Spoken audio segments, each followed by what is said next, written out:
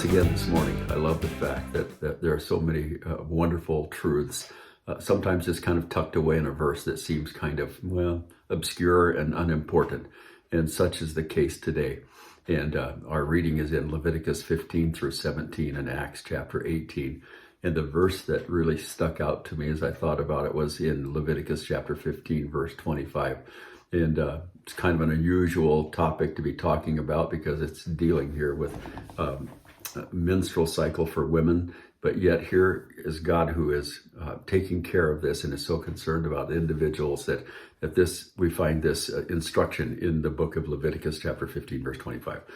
If a woman has a discharge of blood for many days, other than at the time of her customary impurity, or if it runs beyond her usual time of impurity, all the days of her unclean discharge shall be as the days of her customary impurity.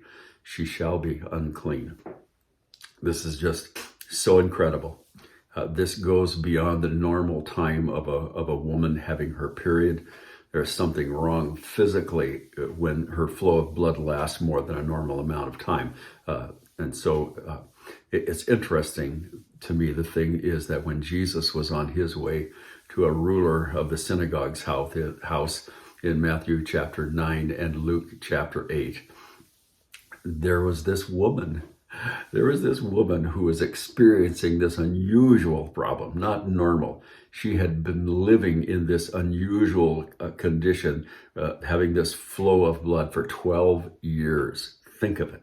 12 years she had been in this condition. Well, what did that mean? How did that impact her? Well, here's what it did.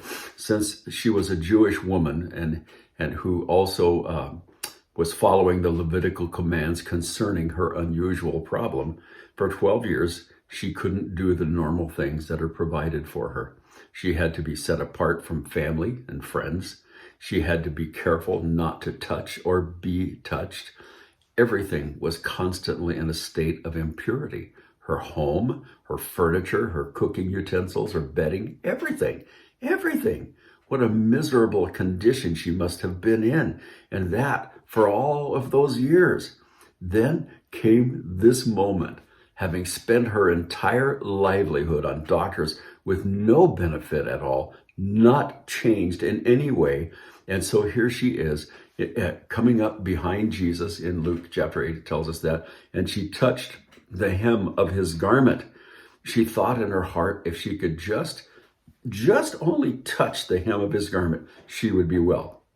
Now, the important thing to remember is that she was unclean because of this impurity and shouldn't, number one, have been in the crowd in the first place. Perhaps that's why she came up behind him. I don't know. But then the touching of his garment was yet another act that was forbidden by the Levitical law of God. Truly, she was in a desperate situation. Yet another thing is that because of her impurity, anything she touched also became impure. And this is one of the things that shows us the deity of Christ. This is just really cool, because rather than him becoming impure, the impure became pure. Oh, praise the Lord.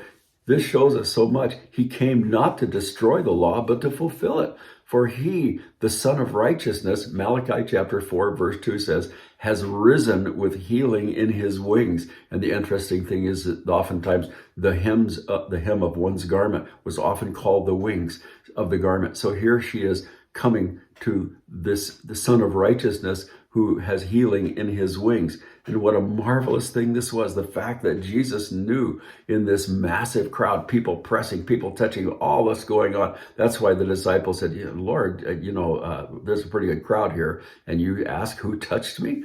But he knew the touch of her faith and gave testimony of her faith in verse 48. So we just see the awesomeness of the Lord. Here's this provision, this situation, clear back in the Old Testament, made that we see in this book of Leviticus that sometimes we wonder what in the world it's there for. And here's this marvelous truth of what takes place in the life of this woman who has spent all of these years, everything that she had.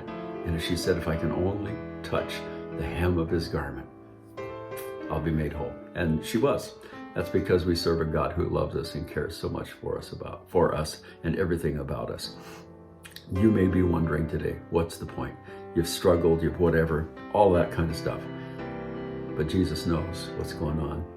And you're going to reach out and touch him today because he loves you, and he'll reach out and touch you back. May the Lord richly bless you as you draw near to the Lord.